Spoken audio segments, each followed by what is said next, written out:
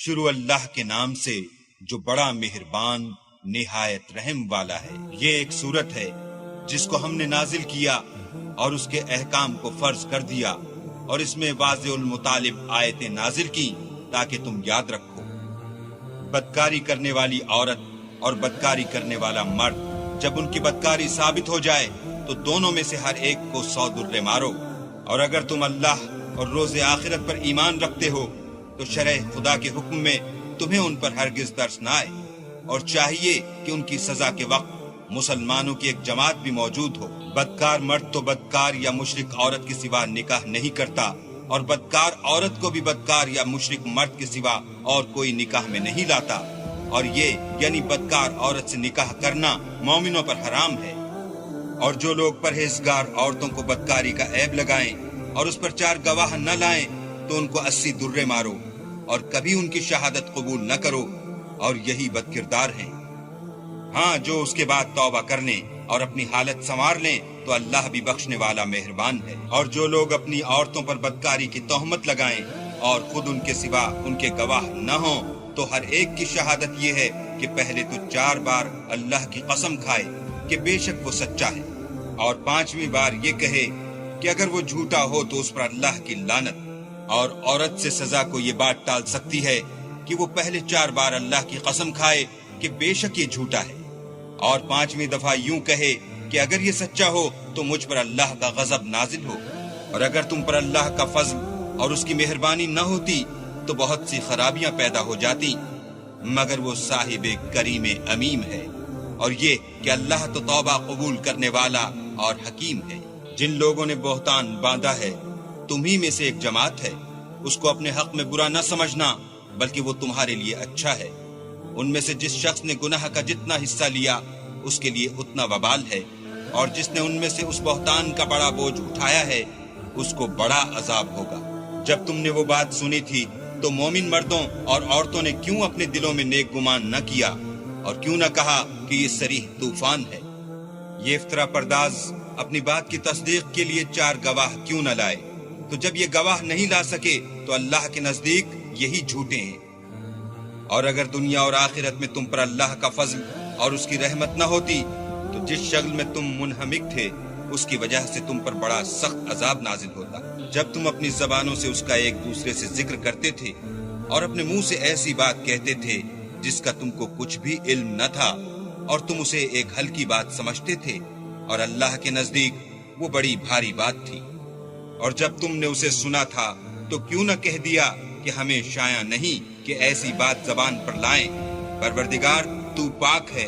یہ تو بہت بڑا بہتان ہے۔ اللہ تمہیں نصیحت کرتا ہے کہ اگر مومن ہو تو پھر کبھی ایسا کام نہ کرنا، اور اللہ تمہارے سمجھانے کے لیے اپنی آیتیں کھول کھول کر بیان فرماتا ہے، اور اللہ جاننے والا اور حکمت والا ہے۔ جو لوگ اس بات کو پسند کرتے ہیں کہ مومنوں میں بے حیائی یعنی تہمت بدکاری کی خبر پھیلے، ان کو دنیا اور آخرت میں دکھ دینے والا عذاب ہوگا، اور اللہ جانتا ہے اور تم نہیں جانتے۔ اور اگر تم پر اللہ کا فضل اور اس کی رحمت نہ ہوتی تو کیا کچھ نہ ہوتا،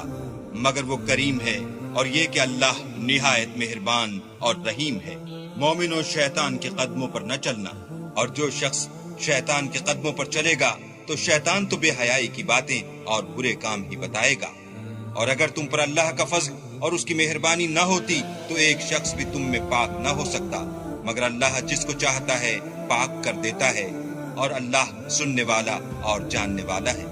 اور جو لوگ تم میں صاحب فضل اور صاحب وسعت ہیں وہ اس بات کی قسم نہ کھائیں کہ رشتہ داروں اور محتاجوں اور وطن چھوڑ جانے والوں کو کچھ خرچ پات نہیں دیں گے۔ ان کو چاہیے کہ معاف کر دیں اور درگزر کریں۔ کیا تم پسند نہیں کرتے کہ اللہ تم کو بخش دے؟ اور اللہ تو بخشنے والا مہربان ہے۔ جو لوگ پرہیزگار اور برے کاموں سے بے خبر اور ایماندار عورتوں پر بدکاری کی تہمت لگاتے ہیں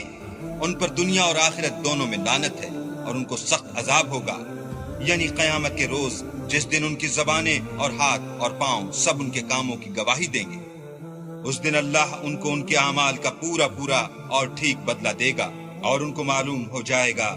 کہ اللہ برحق اور حق کو ظاہر کرنے والا ہے۔ ناپاک عورتیں ناپاک مردوں کے لیے ہیں، اور ناپاک مرد ناپاک عورتوں کے لیے، اور پاک عورتیں پاک مردوں کے لیے ہیں اور پاک مرد پاک عورتوں کے لیے۔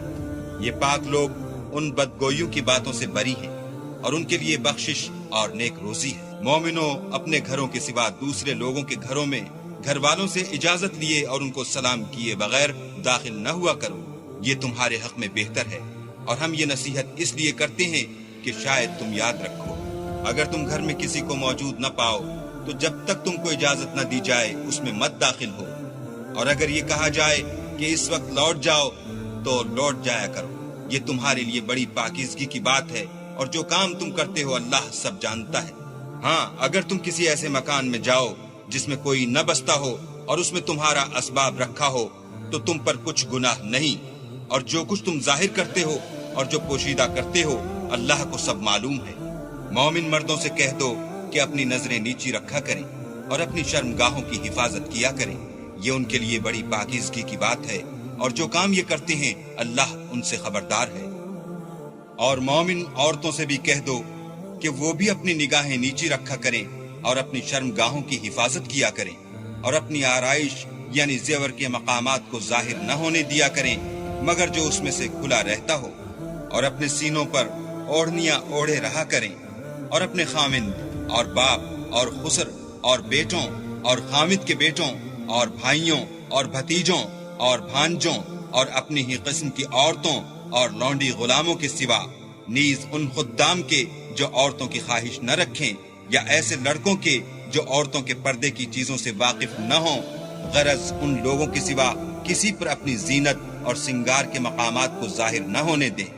اور اپنے پاؤں ایسے طور سے زمین پر نہ ماریں کہ جھنکار کانوں میں پہنچے اور ان کا پوشیدہ زیور معلوم ہو جائے۔ اور مومنوں، سب اللہ کے آگے توبہ کرو تاکہ فلاح پاؤ، اور اپنی قوم کی بیوہ عورتوں کے نکاح کر دیا کرو، اور اپنے غلاموں اور لونڈیوں کے بھی جو نیک ہوں نکاح کر دیا کرو۔ اگر وہ مفلس ہوں گے تو اللہ ان کو اپنے فضل سے خوشحال کر دے گا، اور اللہ بہت وسعت والا اور سب کچھ جاننے والا ہے۔ اور جن کو بیاہ کا مقدور نہ ہو وہ پاک دامنی کو اختیار کیے رہیں یہاں تک کہ اللہ ان کو اپنے فضل سے غنی کر دے۔ اور جو غلام تم سے مکاتبت چاہیں اگر تم ان میں صلاحیت اور نیکی پاؤ تو ان سے مکاتبت کر لو، اور اللہ نے جو مال تم کو بخشا ہے اس میں سے ان کو بھی دو، اور اپنی لونڈیوں کو اگر وہ پاک دامن رہنا چاہیں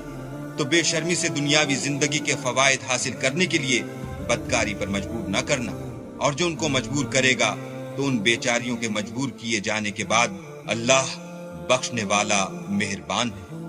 اور ہم نے تمہاری طرف روشن آیتیں نازل کی ہیں، اور جو لوگ تم سے پہلے گزر چکے ہیں ان کی خبریں اور پرہیزگاروں کے لیے نصیحت۔ اللہ آسمانوں اور زمین کا نور ہے،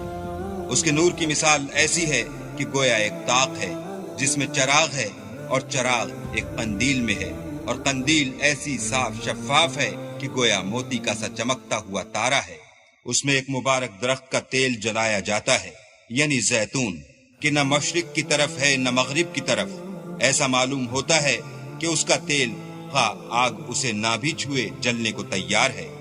بڑی روشنی پر روشنی ہو رہی ہے۔ اللہ اپنے نور سے جس کو چاہتا ہے سیدھی راہ دکھاتا ہے، اور اللہ جو مثالیں بیان فرماتا ہے تو لوگوں کے سمجھانے کے لیے، اور اللہ ہر چیز سے واقف ہے۔ وہ قندیل ان گھروں میں ہے جن کے بارے میں اللہ نے ارشاد فرمایا ہے کہ بلند کیے جائیں اور وہاں اللہ کے نام کا ذکر کیا جائے، اور ان میں صبح شام اس کی تسبیح کرتے رہیں، یعنی ایسے لوگ جن کو اللہ کے ذکر اور نماز پڑھنے اور زکوٰۃ دینے سے نہ سوداگری غافل کرتی ہے نہ خرید و فروخت۔